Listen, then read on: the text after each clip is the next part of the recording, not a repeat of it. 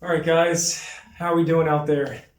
Welcome to this video. My name is Joseph Fratantoni, and this is a testimonial for Soul Quest in Orlando, Florida, the Church of Mother Ayahuasca. So, if you guys are watching this video right now, it means that you're a truth seeker and you probably heard about ayahuasca. You're compelled, interested, maybe a little hesitant, and there's a lot to be found on the internet regarding this really miraculous gift from Mother Earth. And I just want to share with you guys my quick story, and maybe from that you can make a decision about whether or not you want to give this medicine a chance to work on you and help you heal whatever you might be dealing with. So, originally from Pennsylvania, about 20 miles west of Philadelphia, a small town called Spring City. I am the oldest of two children, myself and my younger brother, Anthony. Great upbringing, good parents. Nothing was ever too hot, too cold. Our parents were there for us, and we grew up in I'd say a sheltered area. It was beautiful rural Pennsylvania, but definitely closed you off from the rest of the world. So I guess fast forward, right now I'm 41 years young, and in between that upbringing in Spring City, had experienced a good deal of things in life, and had some ups, had some downs, good times, bad times, and absorbed my fair share of, call it trauma, call it just whatever was disrupting harmony within myself, and it wasn't easy to see, back then. And I feel like we all have our own shit, for lack of a better term, right? We're born, we come into this world as sponges, and if you're not careful, the world can dirty your sponge, and it's dirt in there, grease, grime, and it just weighs you down. You're no longer this light, airy new sponge. You're wet, you're heavy, you're dirty, and ayahuasca helps to clean you out and to remove anything that's not supposed to be there. So, Soul Quest, how did this all come about? I just wasn't really happy in my own life for a few years, and around September of 2021, the last week of September, I attended a 3-day retreat at Soul Quest, and the impetus for it was really beyond me. You talk to a lot of people in this space, they say that they receive the call, It's almost like the spirit of ayahuasca, the medicine, kind of comes to you, and it shows you where you have to go to commune with her, commune with the medicine to get better. I just remember having this thought one day, like, maybe you should go drink ayahuasca. And that led me to Google and doing a few searches. And I thought I had to go all the way down to South America, Peru, which is actually where I'm currently living right now. That's a long backstory, but she she helps open up your world quite a bit, if you let her and if you're open to it. But I found Soul Quest. I remember one of the first results Google showed was Soul Quest Church of Mother Ayahuasca in Orlando, Florida. I was like, Orlando? What?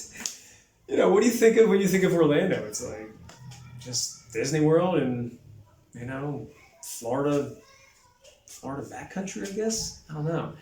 So I had a really good friend that lives down there that was from where we grew up. He had since left and built an amazing life for himself. So I thought, hey, I'll go to this retreat and then I'll hang out with him as well. Fast forward, I went down, stayed with him for a little while, and then he dropped me off at Soul Quest on a Friday afternoon, and we're rolling up, and I remember he's seeing the place, he's seeing people in white, he's like, this kind of feels like a cult. if I don't hear from you in a few days, I'm coming back, and I'm gonna extract you. All jokes aside, was anything but a cult. So I remember walking in, being kind of hesitant, but open at the same time. Like, I'm down here to heal. I'm down here to give this plant medicine that I've never had a chance to try before, an opportunity to help me heal, help me grow, help release whatever's been bothering me, staying with me. So I remember walking in and just being greeted by such a friendly staff, and the vibe of the reception area was really light. People were smiling and joyful, and there were all these volunteers that were in white, indeed, and they were just so kind, so benevolent, so authentic, so themselves, and that right away just put me in a good position, and it kind of validated this decision. Like, this felt right. When your intuition tells you something is right or wrong, good or bad. It feels good or if it feels bad. And I was just checked into the lodge I was staying in. They have many different areas you can sleep.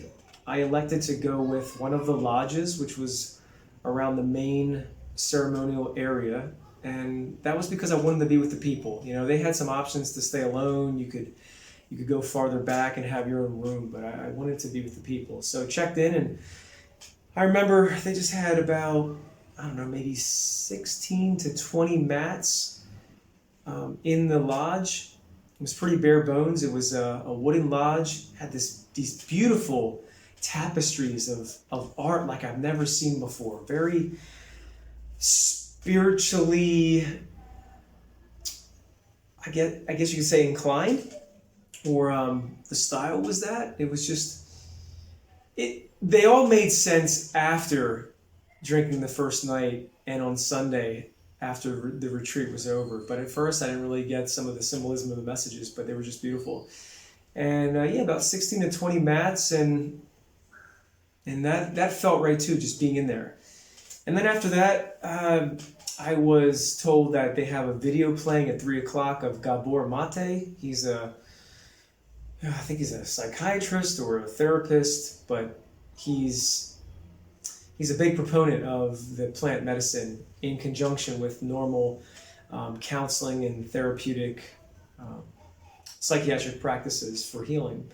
So watch that, and that was in the Maloka. It's that big round temple-like space where the ceremony was initiated, and that was cool being in there. I mean, there had to be about 70 people at this particular retreat, 3-day retreat, with another like 40 volunteers. So there's a lot of people, and I know a lot of people that are in this space, in this world. They don't agree with that. They think it should be more intimate, but I thought it was great. It's just group healing with that amount of people. And it was funny. I remember being in there, just looking around, looking at the other faces, and you could tell a lot of people were just, they were not sure what to expect. Just a lot of hesitation on their faces, uncertainty. People were still kind of closed off, But I've had some experience with other plants, you could say, mushrooms. Tried LSD a few times, smoked a lot of weed when I was younger. So I wasn't completely foreign to, plants, or some people might call them drugs. But you can tell there's a lot of people there. This is their first time doing something of this magnitude. So it was just cool to see the faces. Then after the video played, you just kind of have a couple hours before the ceremony begins, and you'll have to come back in the Maloka and meet. And you're just kind of with yourself in those moments, it's kind of heavy. It's like, oh man, in a few hours this is going to happen, it's about to be on. So that was exciting. I remember just walking around the property, and it's beautiful. There's like a lake in the back. It's very open, trees around, the Maloka, the lodges, the main I guess you could just say the main ceremonial area, they did a very good job at making it as natural and welcoming as possible. And this is prior to the housing development that popped up to the right, I believe within the year. I think this was around January of 2023, they started construction. So Solquest has less space that they had when I was there, but there was a beautiful section of forest with these trees. I forget the name, but they have like hanging moss, and it was just perfect for, you know, the daytime ceremonies which they have outside. I was just walking around the grounds, just taking it in, and it felt like the right place to be. I spent some time after that just journaling, you know, what I wanted to get from the experience. And during the check-in process and the intake, when they go through your paperwork and you meet with the medical staff to make sure that, you know, you're healthy and you're okay to go, I met this gentleman by the name of Bob. Bob was like a staple at SoulQuest. He obviously had experimented with ayahuasca in the past. It completely changed his life. Ironically, or you could say coincidentally, Bob was also from the Philadelphia area. I think he was close to the city. So I could just tell in him what was still in me, some of just the residual ways of being that I think a lot of people from the Northeast of the United States have. Maybe it's the cold weather in the winter, maybe it's, who knows, but, you know, they're not the most welcoming and open people, we'll just say.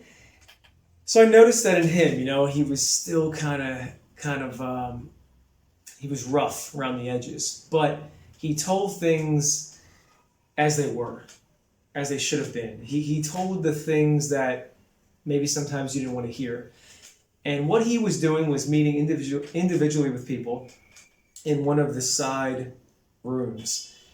And I'm not sure if it was publicly disclosed at that time, but I think his job was to evaluate deeper with each person to see where they were before the ceremony happened and apply any kind of valuable insight that he could so that they could make the most of their time at SoulQuest. You know, I'm not sure what the price is now, but it's a good amount. I think it's a little under $1,000 for a retreat. But I think he also saw that people were spending a lot of money there, and he wanted to make sure that they were getting the most out of the experience. So that was beautiful. And I'll never forget this moment with Bob. He asked, you know, so what are you here? What are you here for? What are you doing? What do you want out of this? I was like, I told him, I said, I want to try to figure out why I can't get past some things in my life, you know, and I just want to heal, and I want to really just become the best person I can be and release that which is not serving me for the better, for the good. And I've had a hard time doing that on my own. That's why I'm here. I remember he just looked at me. It's like he stared into my soul. He just kind of like looks at me. He said something like, okay, it seems like you're pretty good, but let me tell you something. Just don't go in there with your ego and thinking that, you know, you can figure this out on your own. Just ask her, show me what it is I need to see to get better. Show me what I need to see. Please show me what I need to see to get better. I said, okay, it's locked in. Got it. Thank you for that. So then we exchange a big hug and I leave. Now at this point, everybody has to get into the Maloka. And this is for the opening of the ceremony, but before the opening, it was more like how would you even describe this? Maybe housekeeping before the ceremony kicks off. And it was led by this guy named Carlos, and he was just great. You know, funny guy, down to earth. He was in the military, and like a lot of people that were in attendance, and some of the staff that are there were in the military before. and just told us his background and how the medicine really helped him. And he was, you could tell he had his own problems too. And it felt like he had this call to do the work he was doing now, to give back to people. So that was really cool. And we heard from some other people as well. I believe the owner or the owners of Soul Quest were both there. They spoke. Who else? Some of the other facilitators gave some words, and the remainder of the staff just introduced themselves and kind of gave, their take on what to expect. So you were hearing all these different things from different people, and as much as I think that put some people's minds at ease, we still had no idea what we were in for. So then after that, the ceremony begins. And some of the volunteers walk in, and they were all wearing white, and they looked beautiful.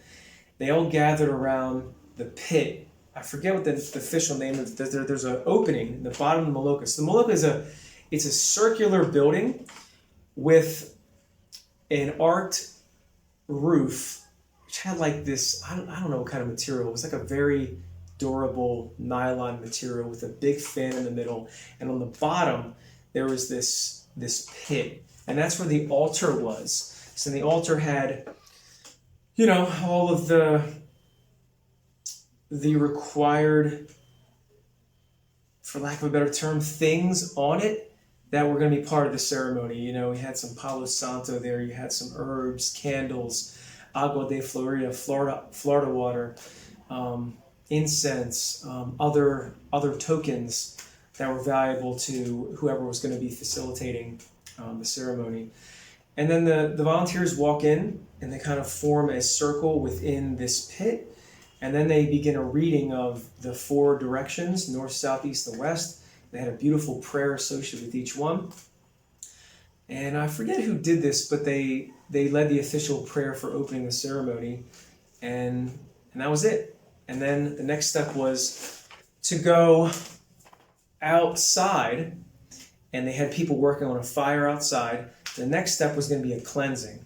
So you would walk up to people that had sage, and I think it was Palo Santo and maybe something else in a big pot, and they were fanning it with a leaf over your whole body, your head, and they were saying a prayer.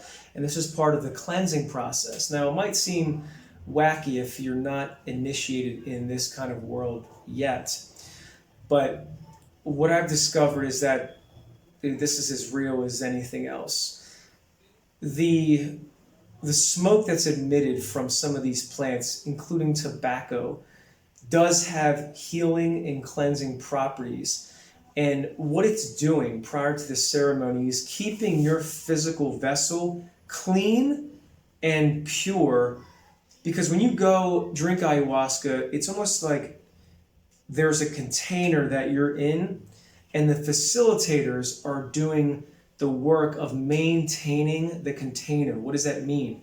It means that you are entering into the spiritual realm, and not only good spirits can come in, the spirit of Madre Ayahuasca is going to be coming in and working with you, but they want to make sure that container is sealed off from any evil spirits, any bad spirits that might try to thwart or affect the harmony within the ceremony, okay? So that's why they go through this cleansing process with these plants. And then following that, I believe there was someone that was spraying essential oils and the Florida water as well, and they kind of sprayed it around you. And it's a really beautiful experience. And then after that, you're instructed to go walk by the fire, and you just kind of sit there, you're feeling the flames, and they say to speak your intention into the fire. What you'd like to get from the medicine tonight.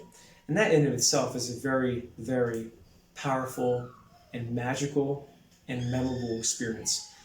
I remember, they don't want you to film while all this is happening. And I can see why now from partaking in many ceremonies at this point. It's a very, very sacred, special moment. It's not meant to be photographed. It's not meant to be recorded in video. It's meant to be enjoyed right there in those moments with the spirit of this very sacred medicine and the participants who were there to commune with it and to heal. So I just remember being in those moments, looking around, seeing people from all around the United States, some people from Europe, some people from Australia, so around the world, and these 40 or 45 volunteers, the attendees, the place itself. And it was a Friday night, and this was probably around 7 o'clock, roundabout, that the ceremony was kicking off when we were cleansing. I just remember looking around and thinking to myself, like, I would not want to be anywhere else. This is so cool. Like, it's amazing.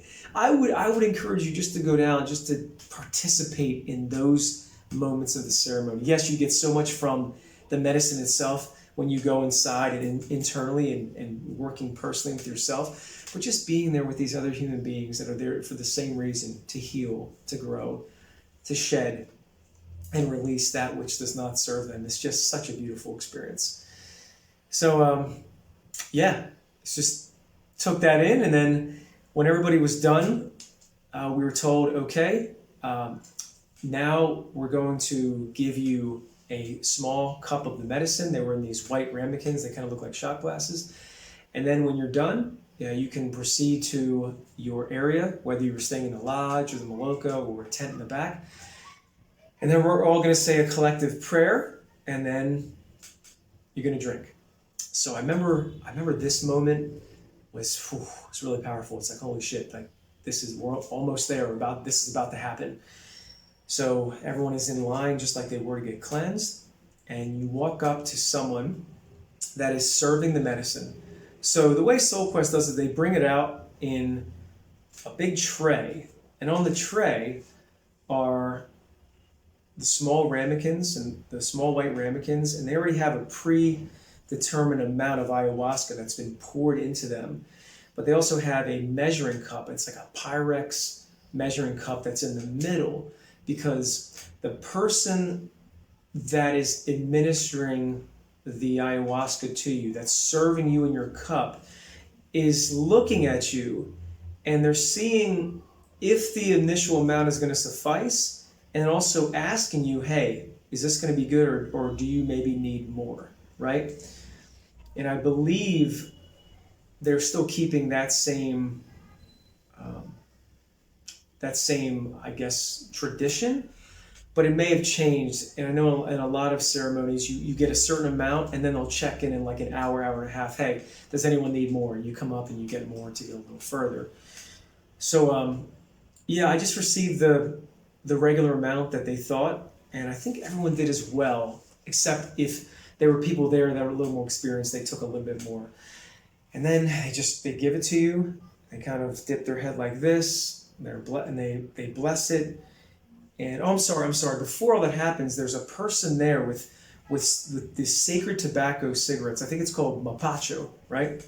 Hand rolled. And I had a chance to see where this is actually made in my tours in Peru. And that was really cool. Like they kind of start this prayer, and they're like fanning this leaf, and then they will take they're sucking in the tobacco, and then they're blowing it over the ayahuasca. So not only are you getting cleansed into your body with tobacco smoke and Palo Santo and sage, but they're blowing this on the medicine so that it can be cleansed as well before you are actually going to take it. Now, I know a lot of this stuff sounds crazy. You're like, why do they have to do all that? Well, trust me, after you drink and you attend a ceremony, you'll see why. So then, yeah, they give it to you, you receive it, and then you just walk back to your mat. And I remember just looking at it, kind of smelling it. You're like, wow, that's strong medicine. It's a smell like you've never smelled. The ayahuasca they cook there, they prepare there, is from Brazil, I believe, and it's very potent. It's like a syrup. It's like a deep brownish, purplish, rusty red syrup color. Never seen anything like it. I've drank a lot of ayahuasca in Peru. It can be a little different. It's maybe like a little more orange, a little brown. It depends on where you go. But this stuff is like, whew, yeah, okay, we're gonna go blast off tonight. So I walked to the mat in our lodge. I think it was called the Dragonfly Lodge. No, it was the Lotus. It was the Lotus Lodge, which was right next to the area we just came from.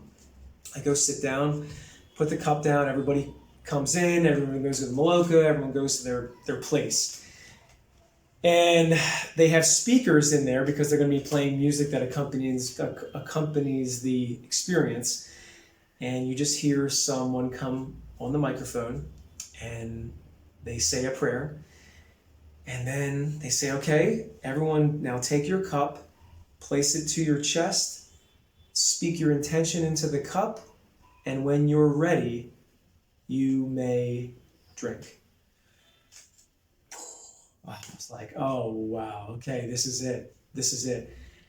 There is no feeling quite like that one. When you're drinking ayahuasca for the first time, they tell you to hold it to your chest, speak your intention into the cup, and when you're ready, you may drink. There's nothing like it. And I know everyone in that lodge felt the same thing. And I just remember personally looking into it, repeating the words that Bob said to me.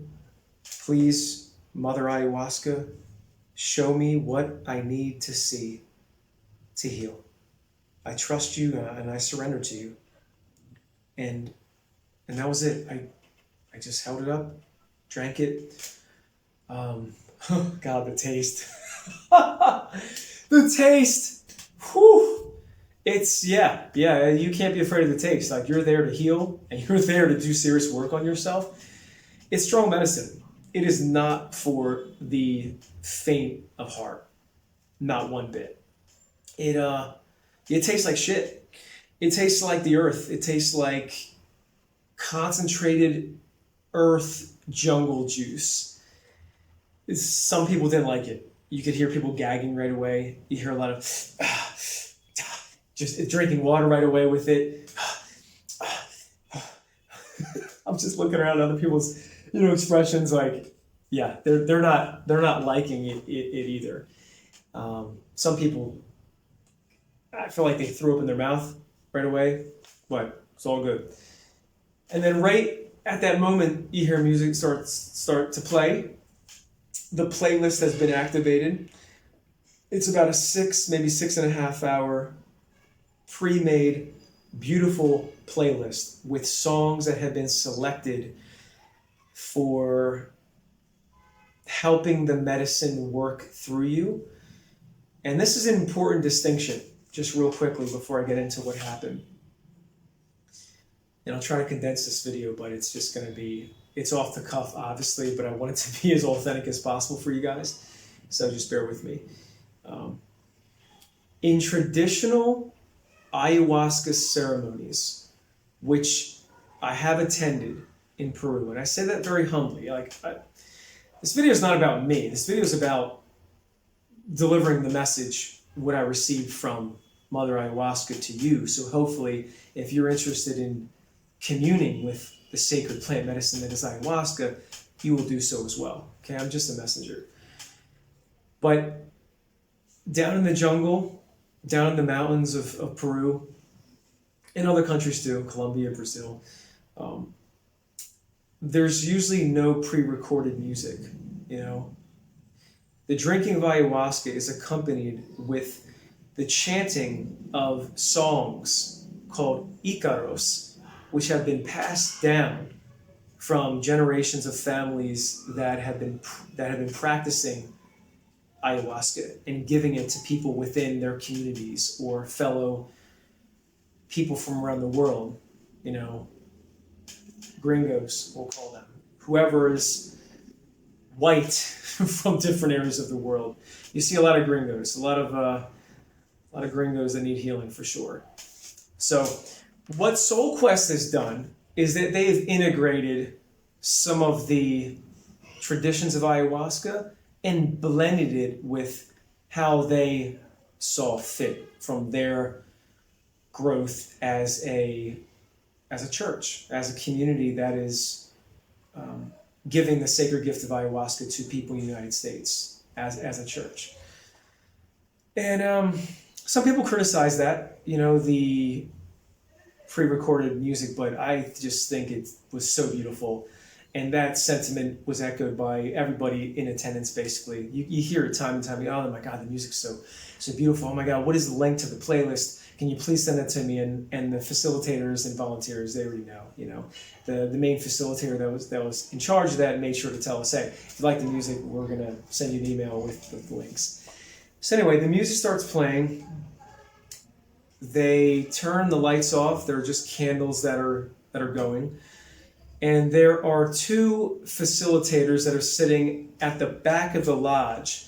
And they too have also drank a little ayahuasca because, and this is true for the curanderos, the maestros, the people that do it in the jungles of South America, they want to feel, they want to be as close to the participants as possible, and in order to do that, they have to commune with the medicine themselves. They don't take that much, it's just a tiny dose, but it's to stay as close to the medicine and the people that are in ceremony as well, so they can hold the space, keep the container safe, and provide support if necessary to the participants if they need it. For example, they might see that someone is having a hard time releasing something. There might be a block, so they might come over and spray some agua de Florida. They might come over with some tobacco smoke. They might administer rapé, which is it's finely ground tobacco, which then gets shot into your nose. That is supposed to help you ground, help to release stubborn and persistent thoughts in your ego mind that are in there. They might just come and help you if you're purging, if you're throwing up in your bucket. Oh, which is another thing I didn't talk about. There's buckets. There's buckets with plastic bags. This is for the purge. The purge is unfortunately the negative feedback that people seem to spread about ayahuasca. And if you've heard about ayahuasca, you probably heard right away, oh, isn't that the stuff that makes you throw up? Oh, I don't want to try that. That might make you puke, right? Oh yeah, if you take ayahuasca, you're going to throw up, right? It's like, yes, you might, but the bucket is there because, yes, you might throw up, you might cry, but it's there so that when you're healing, your healing may come from a number of different ways. You might cry, you might laugh, you might shake, you might vomit. But it is your body trying to get rid of that which should not be in you. Right? I've seen a lot in different ayahuasca ceremonies, and I'm sure the facilitators of Soul Quest could say the same, and they do say the same. But you never know how your purge is going to happen, but if you feel like you're going to throw up, that's going to be your best friend, as they say. Keep the bucket close to you, keep it tight, and just let it happen, right? So, there are buckets in the case that you have to throw up.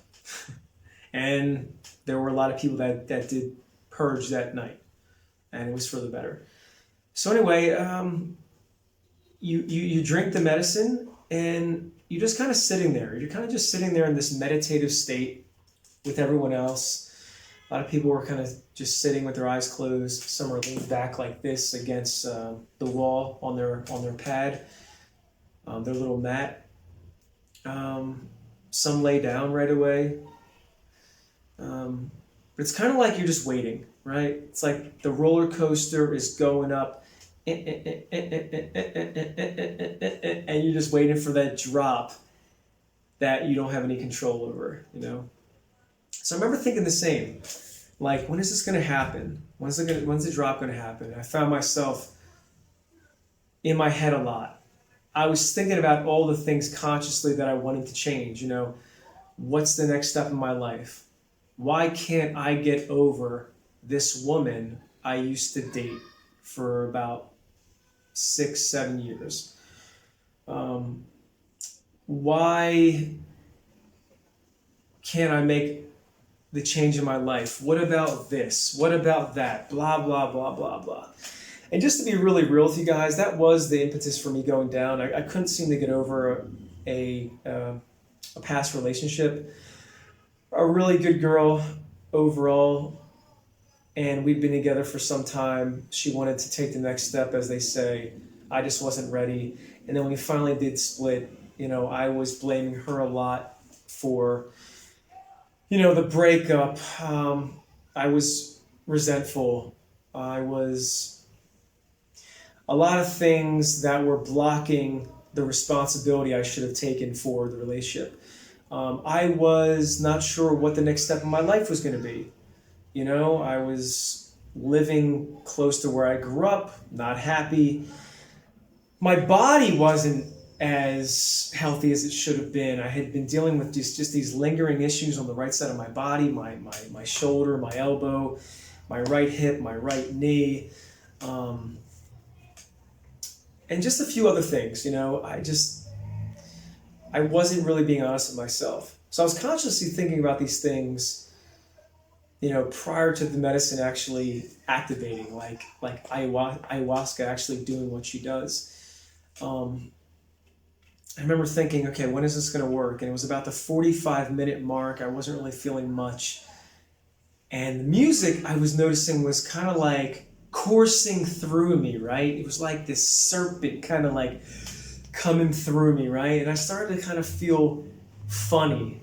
I started to feel like something was in me, like maybe the hour 10 mark, I had a guess. And then it was like, okay, there she is, right? The physical world, the conscious thinking just started to just fade away. It started to just melt away. And I felt like this, I don't know, if you ever taken mushrooms before, you know what that feeling's like. It's like something's kind of like bubbling up inside of you. You're like, all right, this is about to happen. All right, yeah. And that's kind of what it was like. And then I just laid down, closed my eyes, and as I look back, this was like Mother Ayahuasca's official warm-up or introduction with me.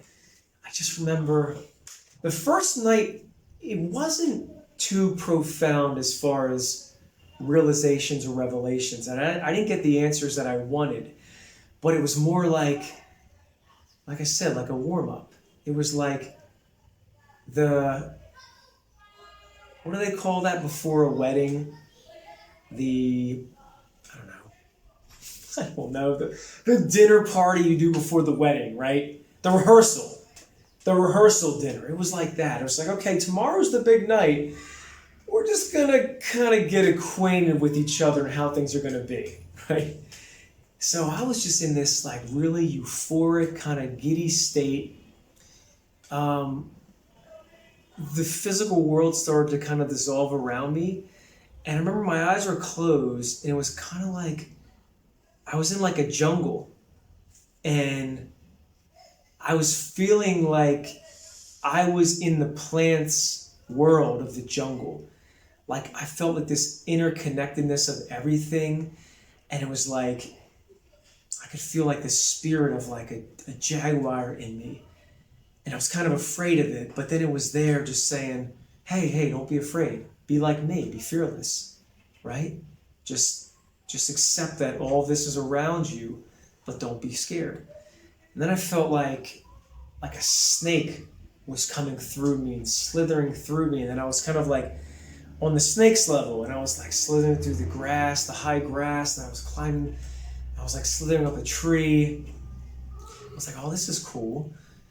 And then I kind of felt like the insects, all the insects of the jungle were like in me.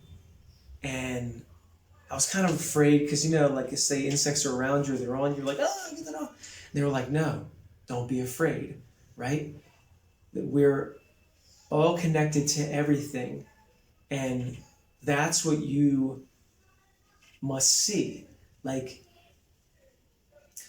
it was like I was seeing the ways of the plant world. And I've kind of seen this with mushrooms before, like the interconnectedness of everything, but it was like I was being taken to the jungle. I was being taken to where Mother Ayahuasca is from, which is what it is. It's a vine that grows around trees, mixed with the chacruna, the leaf. And it's a brew that's mixed together. It takes some time to make.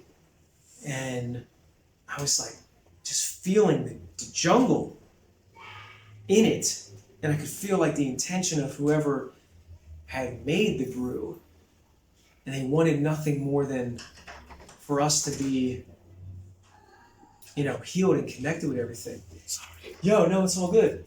What's up? This is my boy George. This is Peruvian George. I'm shooting, estoy haciendo un video. ¿Sí? Mi experiencia de ayahuasca. Oh, okay. Yeah, so no está bien, yeah. Gracias. He's my gringo friend. That's right. My best gringo friend. Yeah, man. My brother from North. So this whole journey with ayahuasca brought me down to Peru. I'm currently staying at my friend's house. Yeah. Oh, bueno. Yeah, pasa. We bought some food. So yeah, this video is gonna be really authentic. I told you. Let me just close the door real quick.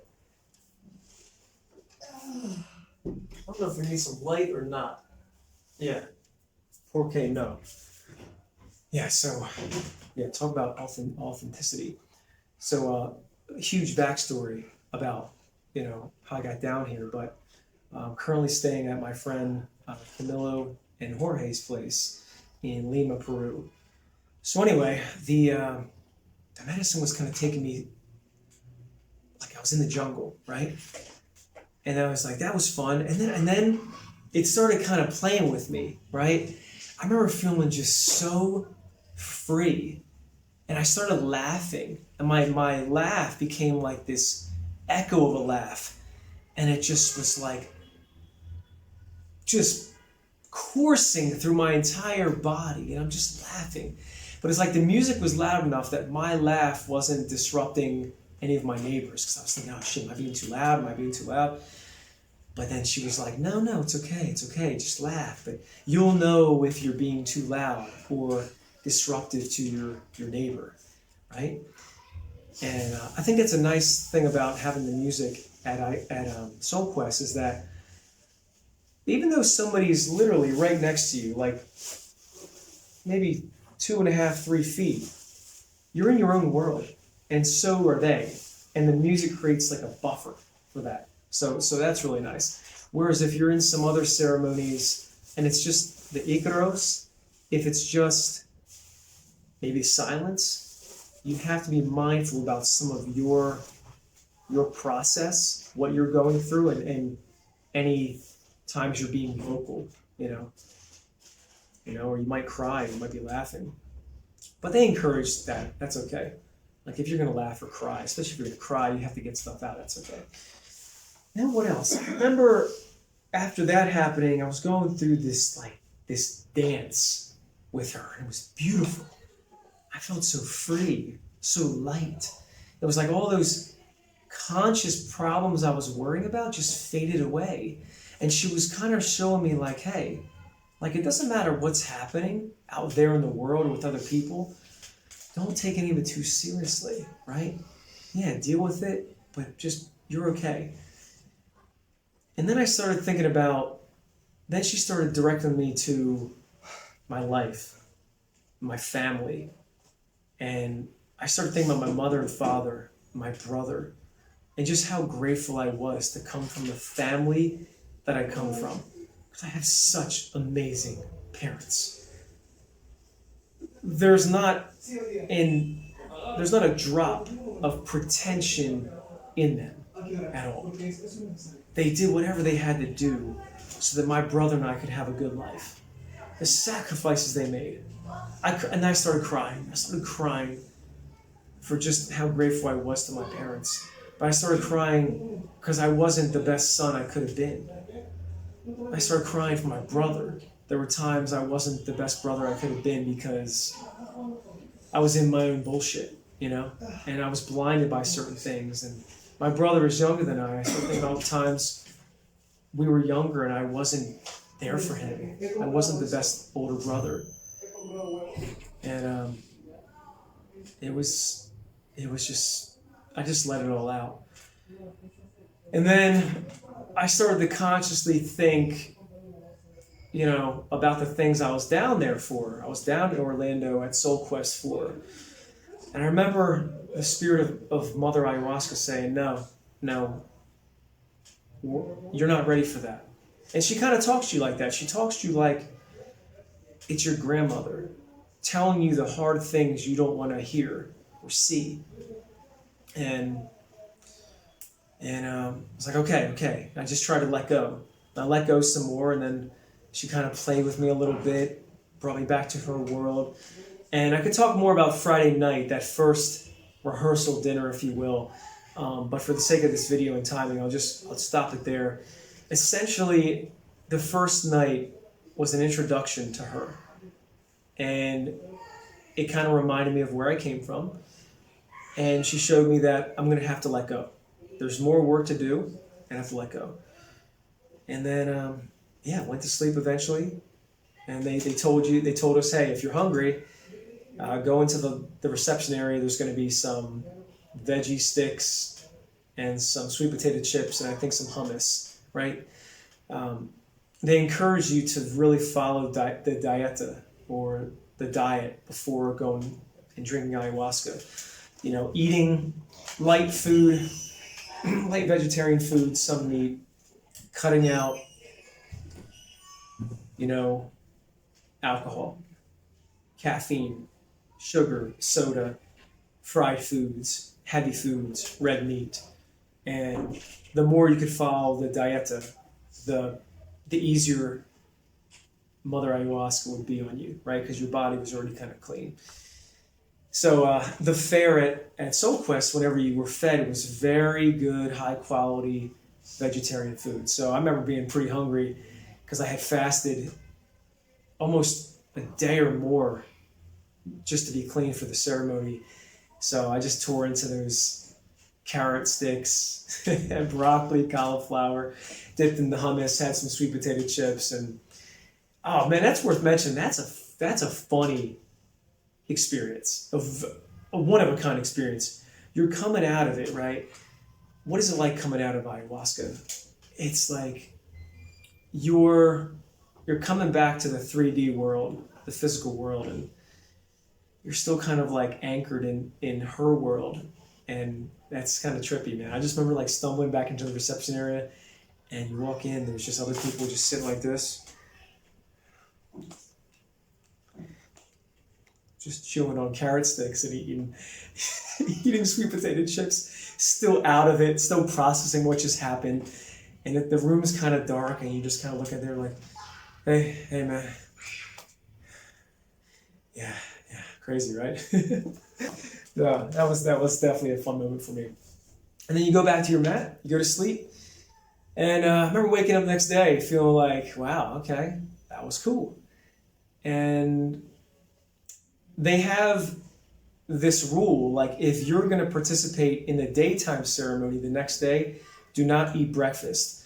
But if you're not, you can eat breakfast. They were very mindful about the food you were going to eat and the proximity it would be to the time of ceremony. They didn't want you eating about, I want to say 5 hours, maybe 5 hours before you drank ayahuasca, right? They wanted your body to be clean. So I noticed there were a lot of people eating breakfast, but there was even more that weren't. So that meant there's going to be people for the daytime ceremony. I remember something weird happened. I wasn't originally signed up for the daytime ceremony, but I wanted to do it, and somehow they were able to bring me in so I could participate in it, and that was like the best thing ever. That was like a godsend, believe me, because that was up to that point. It was the most amazing experience of my entire life, participating in the daytime ceremony at Soul Quest. So anyway, basically that kicks off pretty early. They have everybody go to the grove of trees, which is kind of to the right of the Maloka. And they have all these beautiful little colored mats that are there. And you pick one. I think there was about 50 people, 40 or 50 people that partook in the daytime ceremony. So the staff had moved the altar and the speakers and all the stuff required for the cleansing outside. You pick a spot on one of the mats there, and then you go through the same thing as the night before. You go and get cleansed. They bless the medicine. They have you receive your cup. And now that it's the second time drinking, they ask you, hey, would you like to have a little more? I did. I think I had like maybe a quarter, maybe like a half an ounce more, something like that. I think that's what it was. Just to go a little further, right? Because I felt good with the amount from Friday night. All right, let's step it up a notch. Why not? And a lot of people, I think, had the same way of thinking. So then I remember the weather was perfect. It was like, late September in Florida. It was like maybe 75 degrees all day. Beautiful white clouds in the sky, blue backdrop, and virtually no humidity. It was amazing. So then, just received the cup. They said the prayer, spoke the same intention to the cup. I was just like thinking to myself, or basically talking to Mother Ayahuasca, all right, let's go further. Let's see what more you can show me. So I'm going to try to condense this into less time. So again, the best experience of my life up to that point. I had consciously, as I was waiting for the medicine to kick in, was thinking about the same things. Okay, what about my ex-girlfriend? What am I going to do in my life? What about this? What about that? And she eventually comes on again. And I remember this happening, like clear as day. And this is no BS, like this actually happened. I remember being on my mat, and ever since the first time drinking ayahuasca, my body gets very active. Part of my healing process and helping me to really experience the medicine has been body movement. I don't just sit there like this. Like my body has to move. I'm like a monkey, like a monkey in ceremonies. So I've learned that I need some space. So being outside on the earth was just perfect. I remember like thinking, okay, well, what about this? And the spirit of Mother Ayahuasca just doing this to me. It contorted my body and literally shoved my face in the ground and said, we're going to get to those things. But the very first thing you need to learn is humility. And she said, anytime that you're not being humble with yourself, I'm going to bring you right back here. I'm going to bring you right back to the ground and shove your face in the dirt, okay? And I just remember like my face was kind of mushed into the ground. I'm kind of rolling off my mat. I said, okay, I can accept that. I surrender. And they talk about that a lot. The facilitators, anybody you encounter while doing your research that has had experience with the medicine, with plants, with whatever, mushrooms, LSD, combo, the toad, DMT, plant medicine, especially mushrooms, you just have to surrender. You just have to surrender and let the medicine, let the plants show you what they have to show you. If I could give you any advice, that's it. Don't go into this thinking you're going to figure it out. That's why you're utilizing the plants. You're going with something that can help you see what you cannot see, help you to dissolve some of your ego that has probably got you into the problem you're in already. And that's probably responsible for the discontentment you have in your life. And is probably responsible for creating the blocks and covering the pain that the plants help you see and uncover and consequently release. So just surrender to it. So I was like, okay, no more. I'm not going to fight. Show me what I need to see. So she kept my face in the dirt, and then the music is playing certain songs, and it's just creating this unwinding effect in me, like a python is squeezing me or causing my body to move around to not only work on concentrations of pain and tightness. I didn't even know where my body, mostly around my hip area and my lower back, and kind of mostly the right side of my body, like my neck, all the way down to my foot on my right side, I swear. Kind of just twisting me and moving me around. And as that would happen, I kind of would get twisted into a position, and that tightness would then uncover like an emotion or a trauma or a feeling. And I started to see like times when I was younger, when I was maybe afraid or hesitant when I was around certain people or around certain friends or trying to fit in, or maybe a group of guys wanted to fight, or we were doing something that I didn't really want to do or didn't feel right in my heart, that I just kind of locked in there as a memory. And she was helping me see that and twist me around to not only see it, but just kind of release it. What she also showed me was that the reason I was so unhappy with my life was that I literally forgot who I was. I started to do things when I got older and started chasing things that weren't me. Maybe it was money. Maybe it was status. Maybe it was to look a certain way in front of certain people, or to be accepted by certain people, or do shit that I didn't want to do that wasn't me. I forgot my roots. I forgot where I came from. I forgot that I was raised basically in the country of Pennsylvania, and I was raised by great, hardworking, blue-collar parents that sacrificed and did whatever they could so that we would have a great, excellent life that was filled with everything we needed. And that was half of the problem. Our parents gave us too much. I mean, they instilled values in us, but I think maybe we had too much that didn't allow us to struggle in certain ways, and especially, me as a young man, young adolescent man. I forgot that I loved hard work. I loved getting my hands dirty.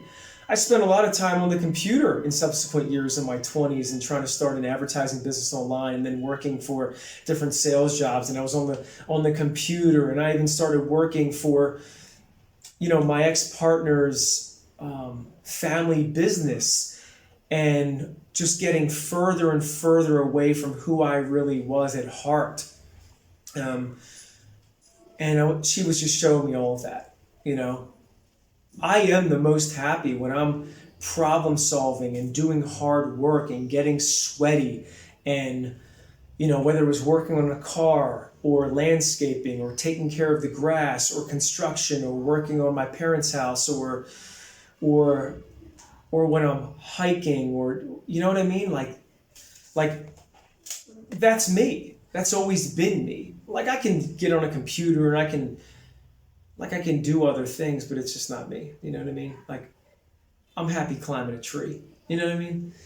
But it's not to say I'm not going to learn skills I need to learn to participate in our very modern high-tech world, which I've done. But it's never brought me happiness. So she showed me all these things. She showed me that I did get away from my brother and the relationship we were supposed to have as brothers. And I swore, as God is my witness, that day, the very first person I was going to call after I got back from the retreat was my brother, and make amends. Matter of fact, other people in my life started coming up, people that I inadvertently hurt, that I had inadvertently trespassed and transgressed. And maybe I didn't see it at the time because I was blind, but I made them feel small. I hurt their feelings. Whatever. So I just started seeing people in my life and making a list, and then I started crying. I was like, oh my God, I'm so sorry. And I started saying sorry to those people, sorry to my parents, sorry to my brother, sorry to my ex, sorry to people I used to work with, sorry. Then I started just crying out to God. I'm so sorry, for these things. And what else happened? And then there was a song that played that made me feel just like such gratitude and love. And I started to literally, I swear to God, I started to see like the fabric of the universe. And it was like nothing but like just light and love. And that's what God has intended for us, right? And it was like just channeling through the music. I could see the music. It was like a blanket, or like they call it a manta down here, but almost like what do you even call it? Like a light blanket that was just made of luminescent crystals, just pulsing in rainbow colors. And I was like, oh my God, this is so beautiful. And then I was like, oh my God, I have to open my eyes. I had opened my eyes to see the other people and the facilitators and all the women in white in their dresses. And I was like, oh my God, I can't even believe I'm here. This is so beautiful and amazing. Thank God for these people. And I literally like just shot beams of love like a Care Bear at all these people. I was like, thank you, thank you. And other people started waking up and opening their eyes, and they were like shooting love bombs to people. And it was one of the most amazing experiences of my life. It was so hard to describe. And that's why you can't just film it, because you would just see people like, this, but it was just felt and it was real. And my God, I thanked Mother Earth and the medicine and God for the moment. And then, shit, man, what else? And then I just kept going inside myself and realizing like that I had become so far away from who I really was and the stuff I really loved. And then I realized I had so much love to give, and half of my problem was that I wasn't giving love to people, I was so caught up in my own head and my own shit, and I had not fully released what was in me that I couldn't just love people. And, figuring out, like, that's part of the secret, guys. It's, what God has intended for us is the code. And the code is this: love each other as thy neighbor. Love each other as thyself. And if we can do that, then we're going to see if our neighbor is in need of love, in need of help, and we're going to try to help them. And we're just going to kind of pass that love on until eventually we all shed the darkness and the shit that's in us and restore the harmony that I think human beings once had. And there's more on that. I'm kind of just going on a tangent there. And what else happened? I just remember feeling like I was going in and out between like these really hard things I was realizing about myself, these realizations, but then kind of like dancing and playing with the medicine again, like she was showing me that night. And I kind of felt like I was a monkey. Like my spirit animal was a monkey. Like I felt like even with my family and my father and relatives, like on that side of the family, we're all just kind of like, we're like apes. We're just like these, just the way we moved. And it's maybe not them, but me. Like I love just, well, no. Let me try to break this down, because this was a huge moment. I looked at all of us as like apes, right? Like we all just love, just like literally, hanging out, eating food, and just like being with each other, right? That's ultimately what we're trying to do. Think about all the stuff that we've figured out. Like, yeah, we work and we're trying to maintain a certain way of modern living, if you will. But then when we're done at the office, we're done doing what we got to do. What do we like doing? Cracking a beer, drinking some wine, grilling outside, making food, dancing, shooting the breeze, telling jokes, keeping stuff light. Like we're just a bunch of just apes just like hanging out. Maybe not all of us, right? But I figured out with me, like that's who I was. I was just like a monkey trying to just hang out and be in the trees with my people, right? And just hang out. And I started laughing about it, like, man, that's what I am.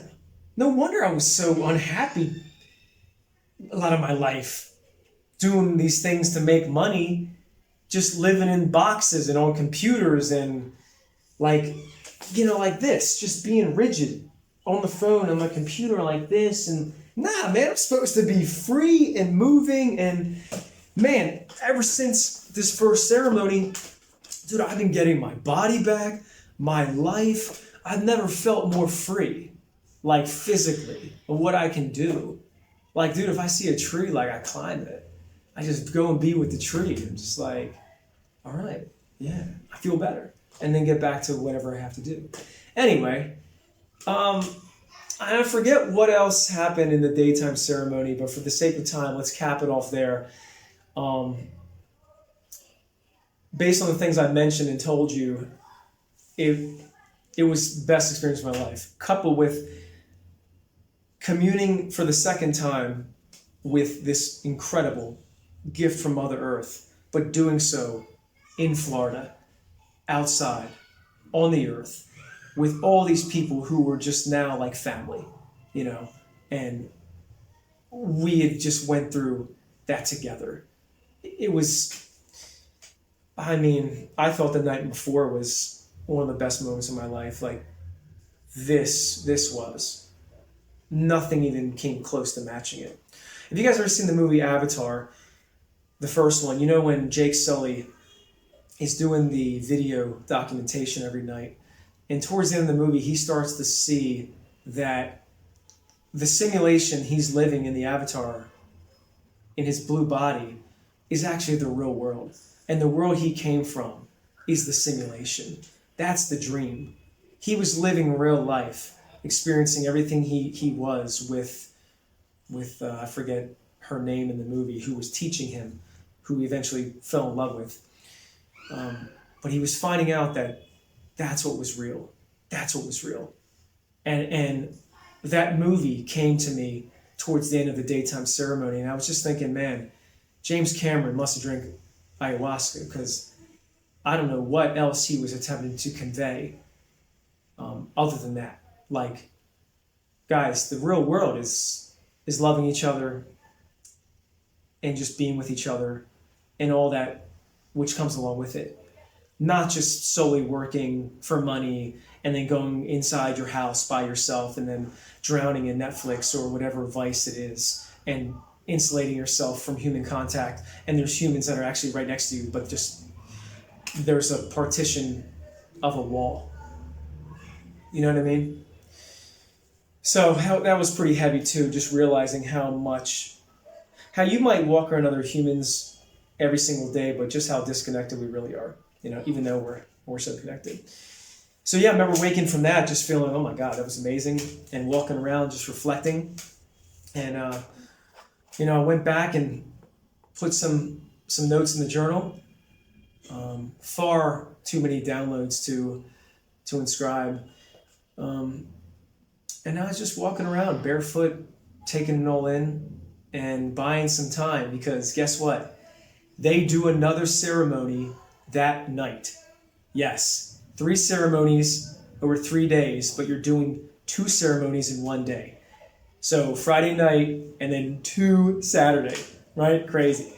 So then they had a window for lunch, and I think I was under the medicine, for maybe 6.5 hours. The daytime ceremony was really heavy, but I had missed the eating window. But I was just like, you know what? Whatever. Not even hungry. Like, we're there to work on ourselves, and it's going to be a sacrifice. And a little less food isn't going to hurt. So then, yeah, you're just like, holy shit, got to get ready for another 4, 5, 6 hours of what just happened. So time passes, everyone congregates back in the main ceremony area, the fire's lit, we get cleansed again, and we get our talk from Carlos and some other facilitators. At this point, people are hugging each other. The vibe from the beginning, when you first get there, to even after the first ceremony, it's just like everybody loves each other. You're like a big family. It is the most beautiful thing to witness ever. I know some people will be like, well, that's because you took a drug. Well, think that if you want. That's half of the problem right there. The drug, it's not a drug. It's, like I said, it's a gift from Mother Earth, and it helps us to realize that we're not what we think each other is because of these.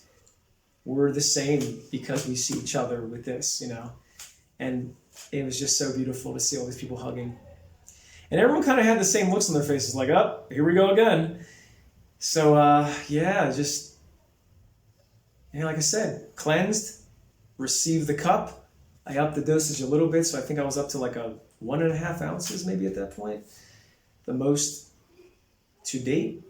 And went to the fire, just gave thanks and praise for everything to God, to ayahuasca, Mother Earth, and just went back to the lodge, sat on the mat. Everybody comes in. The person comes on the speaker, says the prayer, and says, "Okay, when you're ready, you may drink." And guys, it's hard to really convey into words just how precious those moments were with, okay, I'm about to drink again. About to drink even more. And I just did 6 hours earlier. Who knows what this night is going to hold? And thank you guys so much for listening and staying tuned if you're still watching. Just looking into the cup, clutching into my chest, and so grateful, and you just say, please show me what I need to see in order to heal.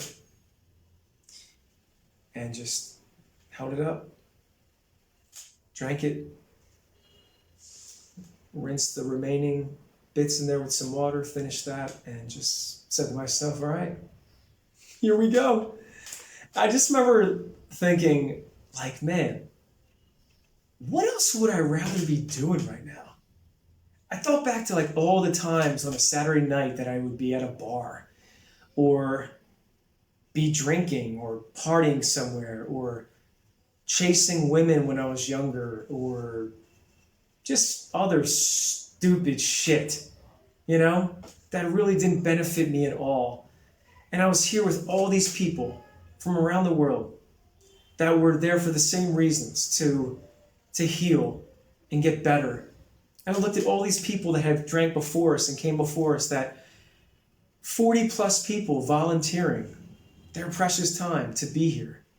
They could have been somewhere else. They could have been at their homes watching a movie. They could have been at the bar. They could have been doing 1,001 things, but they wanted to be there for free, to give back what was so precious to them, to us.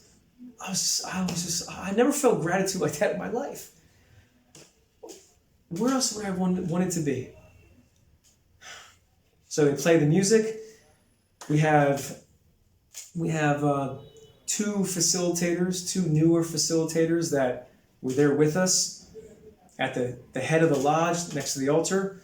And they were just sitting there, just like this, just proud, devoted people that were there to watch us. And I looked at them and I was just like, wow, that's amazing. Hopefully one day I could be the one to sit in those chairs and give back, So I waited about an hour, still feeling the same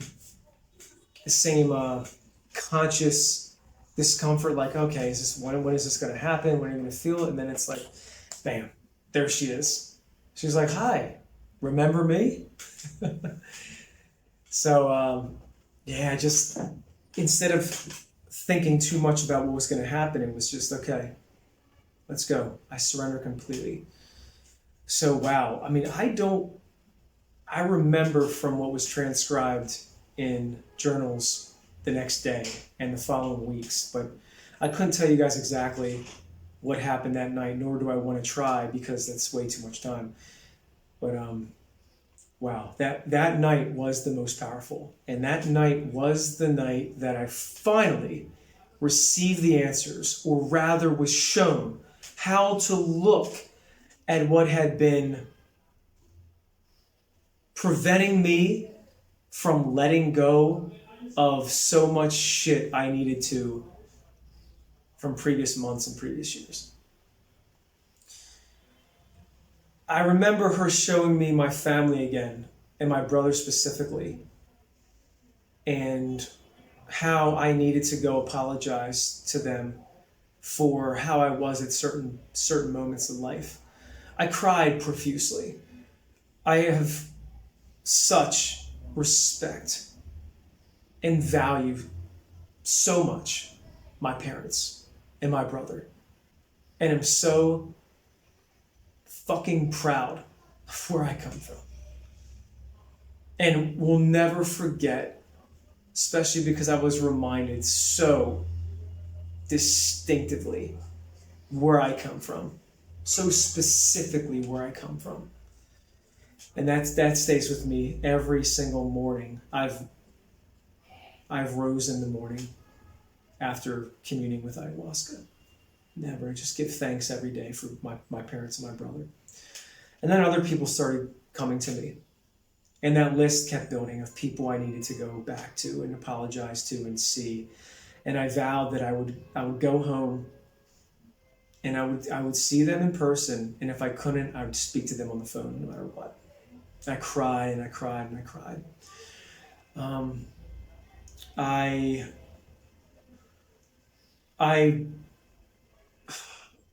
She showed me that I had so much love to give people. She showed me that again.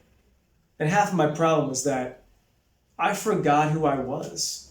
It was the same fun, loving, laughing, joking kid that I was when I first came into this world, that I was when I was 6, 7, 8 years old, when I was 12, 13, 14 years old, years young, and how that slowly was covered up by the world. I forgot who I was, and I had all this love to give to people, and that was the most liberating thing I've ever felt.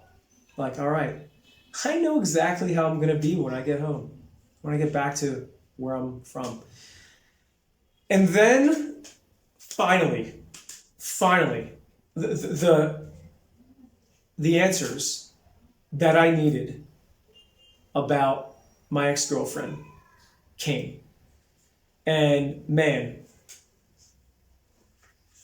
Mother Ayahuasca, she's like the grandmother of us all, or maybe the great-grandmother. The wise old sage of Mother Earth, of the plants, that comes to us and shows us what we simply can't see sometimes with this, right? Through our ego, through our waking conscious minds that just receive through this. My God. I had resented my ex-girlfriend heavily. I had resented her family. I had resented so much about her for the way she handled the breakup, for the fact that she even wanted the breakup and blah, blah, blah, blah. For the fact that she got into a relationship so quickly after and was engaged so quickly after and was soon to be married so quickly after. And she as in Mother Ayahuasca, finally showed me how to look at it. It was my fault. It was my fault. She wanted to commit herself to me very early on in our relationship. And I simply took her for granted. I took our relationship for granted. I took her time, her affection of me, her love for me for granted, because I simply was going through my own shit at the time. I actually was then able to celebrate her and her new man. I was like, wow, that's pretty cool that they found each other. And he was so willing and ready to propose to her so quickly, that which she wanted. I looked at them both with admiration. I looked at both of them as, wow, they're a great couple. I wish nothing but the world for them. I caught, and Mother Ayahuasca was showing me how to see when my pesky, egoic, regressive tendencies would swirl back around. Judgments, comparisons, right? And all of those same things which can really trouble us. I officially in those moments was able to let her go, right? Was to let her go and send love her way. Although I thought, we've been together for about 7 years, she would say. And it took a while to fully release that because of those pesky tendencies, but I could finally see it for what it was. I then started looking at people in her family and looking at me through their eyes, and I could really, really empathize. Their parents were probably thinking, well, why isn't he proposing to our daughter? You know? Why? They, were pretty cool and opened their world to me, and I just wasn't ready at the time. And I look back because the woman I'm with now is the woman I'm supposed to be with, the woman I love so much. And if I never broke up with my previous lover and partner, I would have never met the woman I'm with now. The woman I've never felt such love for in my entire life, to the very depths of my soul. So that's what Mother Ayahuasca does, She helps you see what you can't see sometimes. So that happened. And I breathe air like I've never breathed. I've cried tears of joy like I've never cried. I've cried tears of pain like I've never cried, because I could finally see it. I could finally see my ex-partner's view and why she had to let go. What else happened that night? I just was so grateful for the people there, the volunteers. It was gratitude like I'd never experienced before. I felt like I received a calling from God, from Jesus that night too. I was raised Catholic and altar served and all that stuff, and I even tried reading the Bible so many times in my life, but certain Bible verses started coming to me that I've never read or never knew. My relationship with God was solidified, with Jesus was solidified. Like they never gave up on me, and I felt like they worked hand in hand with Mother Ayahuasca, using the plants, the sacred healing plants of Mother Earth, as keys to open doors that I needed to open that otherwise would have remained shut, and kept me living, although happy from the outside, a miserable existence on the inside, Then get this, and I want to wrap it up.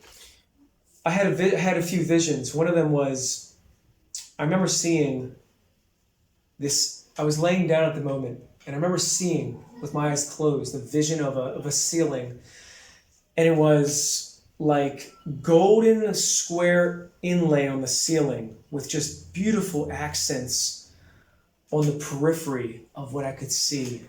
And it was just majestic. And I was like, you're having these conversations with ayahuasca, like I told you guys before. I remember asking her, what is that? Where is that?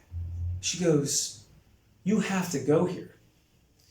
I said, okay, well, you already know I'm signed up for anything.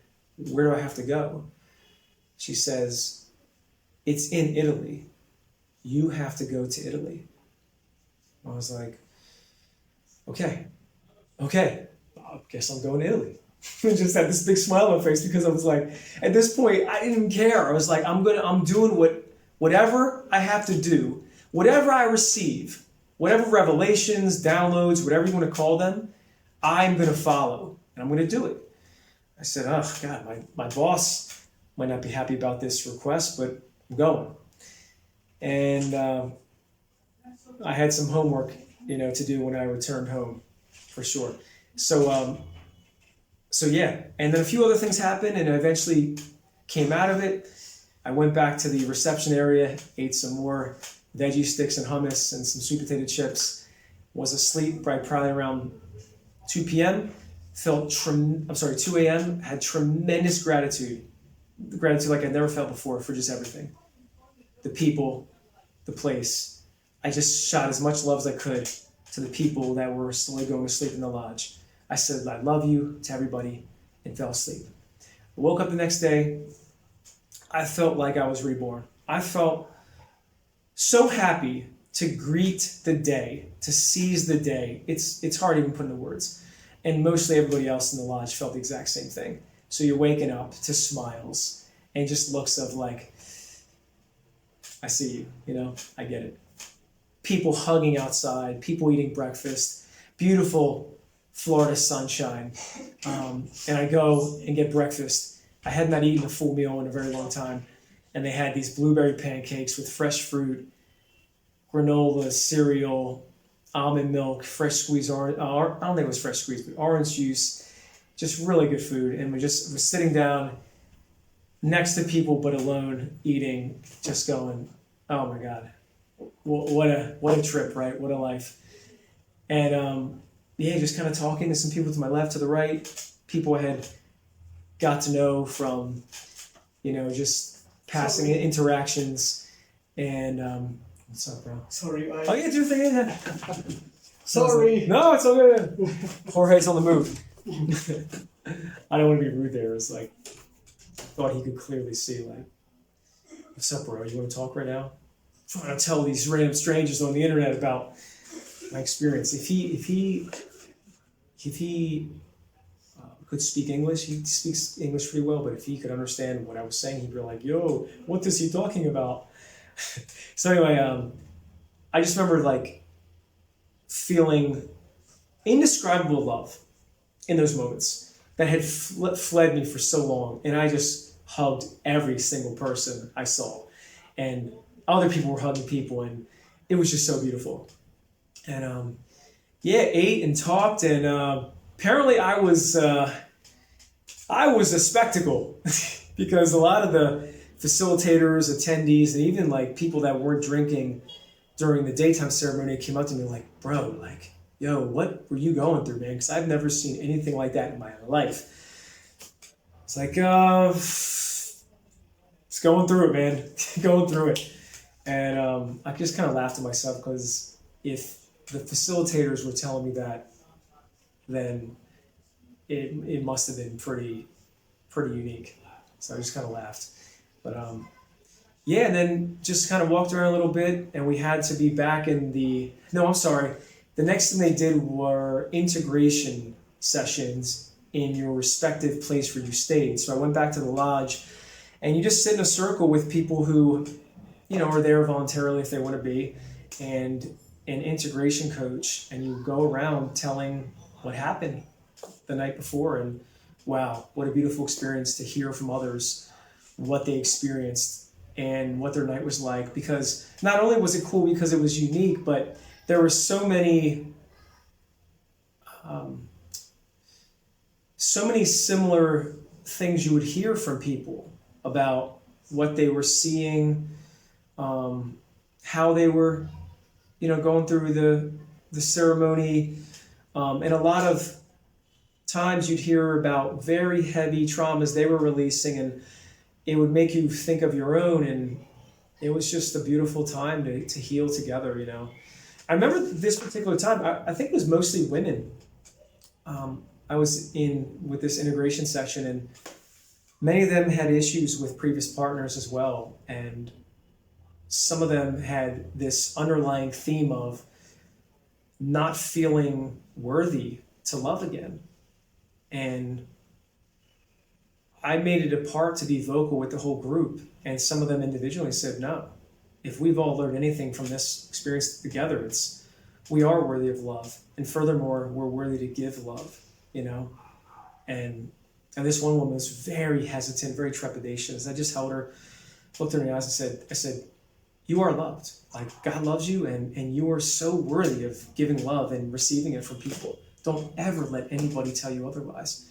And she just starts crying. It was just like, look around. All these people love you and want nothing but the best for you. Like, you're going to be okay.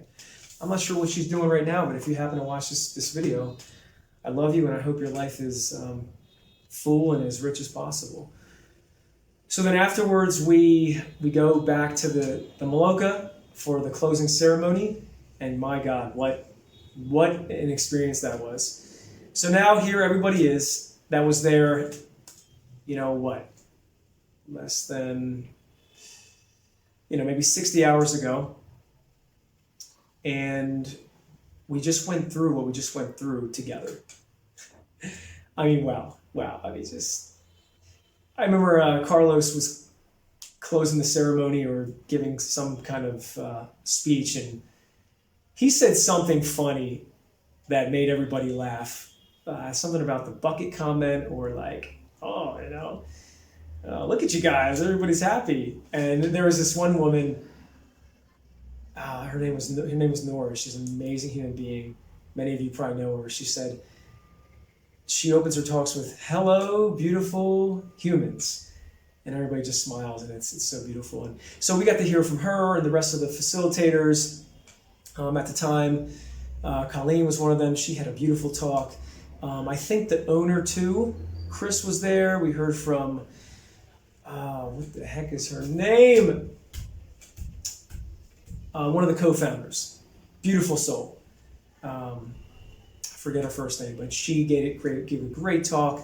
A guy named Ben, who basically is, he maintains the place there. And really, really beautiful words from them. And then they play a song by an artist that played the night, well, within the ceremonies. And they just say, everyone just hold hands and gather. And we listen to the song. And it was just, you can't help but cry. I was just crying, just tears of joy, just, I forget the name of the song. Man, it was so beautiful. And then, and that was it. We all dispersed, hugged, people started going home. And my good friend, who was picking me up around, I think, 2 o'clock, was on his way. I got my stuff. And I remember this guy, Tom, he was one of the integration coaches. And he said, yeah, you got a ride? So we picked you up. See, my buddy's coming. So we opened the door together to see my friend. And he's one of the funniest guys in the world. He's definitely one of the most animated and beautiful human beings, not afraid to express himself. He had some kind of dyed haircut at the time. He's driving a blue, I think he had this car at the time, a Smurf blue BMW convertible.